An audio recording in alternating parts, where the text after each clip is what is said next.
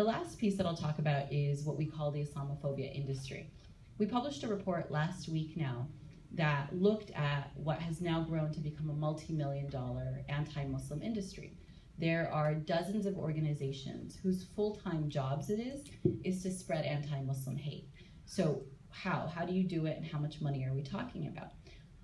Over the course of about 5 years, they spent $200 million to do things like buy anti-Muslim bus ads, to advocate to elected officials who, again, aren't just pushing anti-Muslim legislation, but are also pushing anti-refugee legislation, and are using their bully pulpits as elected officials to spread and normalize that rhetoric.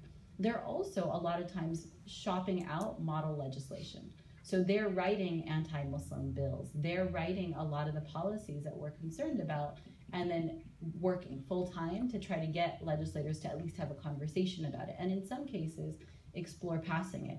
At our last count, 10 out of 50 states in the United States had passed some form of anti-Muslim legislation. Some of the more explicit forms of it really seek to just ban all Muslim practice, to criminalize the practice of Islam, and other less explicit forms of it are subtle. So they're going to say, we want to ban foreign law from being practiced in US courts, as though that's at all an issue, right? And that is then broadening it so it's not just anti-Muslim, but also anti-all immigrants. It runs counter to the First Amendment. Someone's going to ask, how is that legal? It's not. But the resources to challenge it are limited.